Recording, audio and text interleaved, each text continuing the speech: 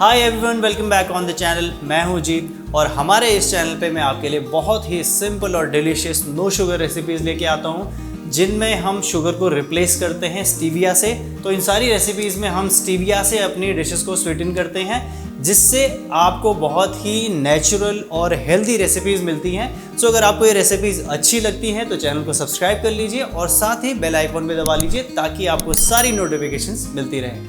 सो आज हम बनाने जा रहे हैं फ्रूट कस्टर्ड। एक बहुत ही सिंपल रेसिपी है लेकिन काफ़ी कॉम्प्लिकेटेड हमें लगती है क्योंकि इसको बनाना थोड़ा सा टेक्निकल है। लेकिन अगर आपको एक बार पता चल जाए कि क्या इसमें गलतियां हम करते हैं तो फिर ये बिल्कुल भी मुश्किल नहीं रहती। बहुत ही इजी रेसिपी है और इसको बनाने के लिए इंग्रेडिएंट्स भी बहुत ही कम चाहिए। तो चलिए फटाफट से सबसे पहले इंग्रेडिएंट्स ही देख लेते हैं हमें क्या क्या चाहिए इसको बनाने के लिए। तो सबसे पहले मैंने यहाँ पे लिया है लो फैट मिल्क, ये मैंने यहाँ पे आधा लीटर लिया है। उसके बाद हमारा मैजिक लीफ का स्टीविया पाउडर और तीसरा और सबसे इम्पॉर्टेंट इंग्रेडिएंट जो है वो है कस्टर्ड पाउडर। अब हो सकता है आपको कहीं पे कस्टर्ड पाउडर मिले या ना मिले तो आप इसकी जगह कॉर्न स्टार्च का भी इस्तेमाल कर सकते हैं, यानी कि जिसको हम नॉर्मली कॉर्नफ्लावर के नाम से जानते हैं उसका भी इस्तेमाल कर सकते हैं। बेसिकली कस्टर्ड पाउडर एक कॉर्नफ्लावर होता है यानी कि कॉर्न स्टार्च होता है जिसमें थोड़ी सी फ्लेवरिंग होती है, दैट्स इट। तो आप कॉर्न स्टार्च का भी इसकी जगह इस्तेमाल कर सकते हैं, बिल्कुल उससे भी 100% आपका कस्टर्ड बन जाएगा।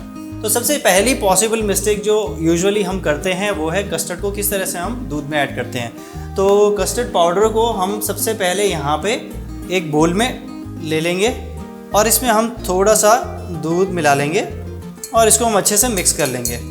सो ये कस्टर्ड पाउडर की एक स्लरी टाइप की हमारे पास बन गई है और इस तरह से हमने इसको दूध में ऐड करना है। अगर हम कस्टर्ड पाउडर को डायरेक्टली ऐड कर देते हैं तो बहुत ज़्यादा चांसेस है, यानी 99% चांसेस है कि इसमें लम्स बन जाएंगे। तो इस तरह से पहले हमने कस्टर्ड पाउडर को दूध के साथ में मिक्स कर लेना है और उसके बाद ही दूध में ऐड करना है। तो अब है स्टेप नंबर 2 जिसमें हमने जो बचा हुआ दूध है इसको गर्म करना है। तो एक कढ़ाई लो या फिर कोई पैन ले लो और उसमें ये हमने बचा हुआ दूध डाल लेना है। इसको हम गर्म कर लेंगे।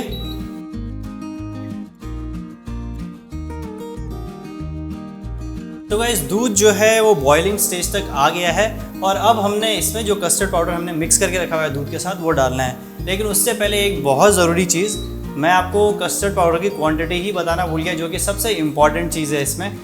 तो यहाँ पे मैंने आधा लीटर दूध लिया है और आधे लीटर दूध में यहाँ पे अगर आपको थिक कस्टर्ड चाहिए तो 3 टेबलस्पून आप कस्टर्ड पाउडर डाल लीजिए और अगर आपको थोड़ा सा पतला कस्टर्ड पसंद है तो 2 टेबलस्पून आप कस्टर्ड पाउडर डाल लीजिए।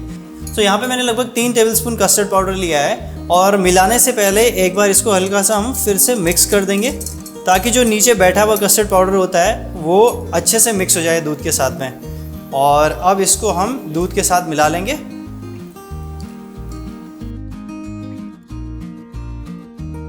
और कस्टर्ड पाउडर डालते ही हमने इसको अच्छे से मिक्स करना शुरू करना है।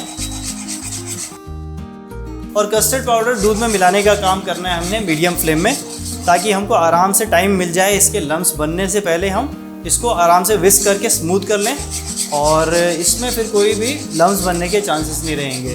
तो कस्टर्ड पाउडर डालने के बाद हमने इसे 3 से 4 मिनट तक पकाना है मीडियम फ्लेम में। और यहाँ पे इसको फ्लेम से निकालने से पहले हमने मेक श्योर करना है कि जो कस्टर्ड पाउडर हमने डाला है वो कुक हो गया है अच्छे से, अदरवाइज़ इसका जो मुँह में जो कच्चा कस्टर्ड पाउडर का होता है यानी कच्चे कॉर्नफ्लावर का टेस्ट आता है और वो बिल्कुल भी आपको अच्छा नहीं लगेगा। तो साथ साथ में अब इसमें हम स्वीटनर डाल देंगे जो कि हम यहाँ पे ले रहे हैं मैजिक लीफ का स्टीविया पाउडर। तो लगभग यहाँ पे 2 टेबलस्पून में डाल दूँगा। तो लगभग 2 टेबलस्पून मैंने यहाँ पे स्टीविया पाउडर डाला है और 2 टेबलस्पून स्टीविया पाउडर बिल्कुल इनफ होगा हमारे कस्टर्ड के लिए क्योंकि यहाँ पे ये जो स्टीविया पाउडर है ये हम आधा यूज़ करते हैं, जितना हम चीनी यूज़ करते हैं उसके आधा हम यहाँ पे यूज़ करते हैं। सो 2 टेबलस्पून स्टीविया पाउडर यहाँ पे इनफ रहेगा।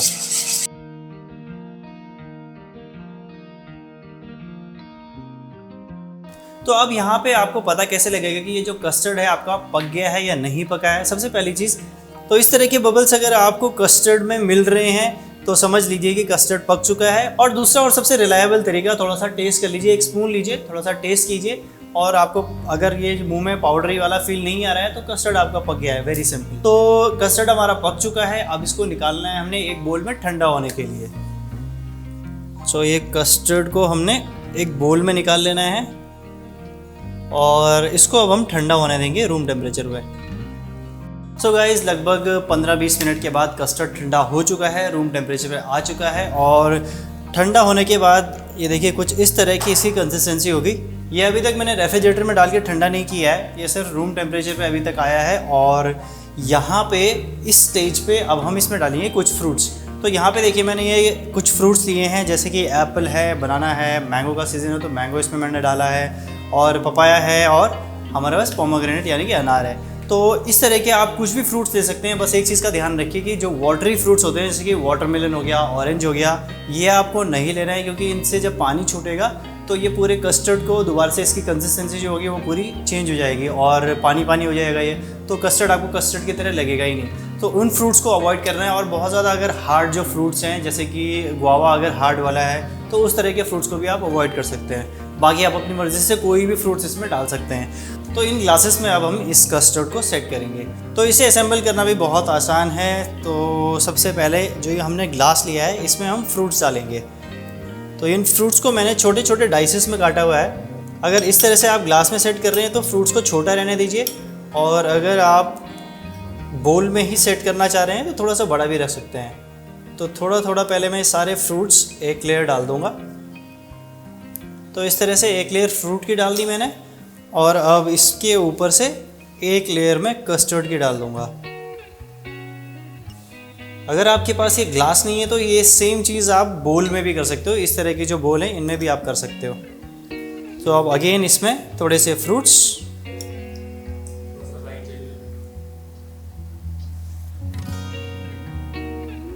और फिर से इनके ऊपर एक लेयर कस्टर्ड की। गार्निश के लिए मैं ऊपर से यहाँ पे थोड़े से अनार के दाने डाल रहा हूँ, थोड़े से मैंगो के डाइसेस, और इस तरह की कोई एप्पल की गार्निश अगर आप बना सकते हैं तो वो भी आप लगा सकते हैं।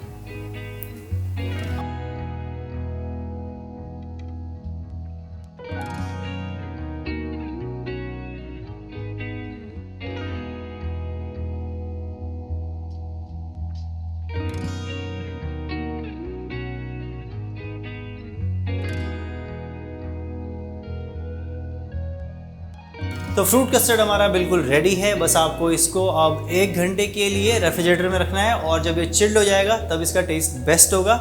उसके बाद आप इसको सर्व कर सकते हैं। और फ्रूट कस्टर्ड बनाने के लिए आपने कुछ चीज़ों का ध्यान रखना है, जिसकी वजह से आपका जो फ्रूट कस्टर्ड है वो हर समय बिल्कुल अच्छा बनेगा।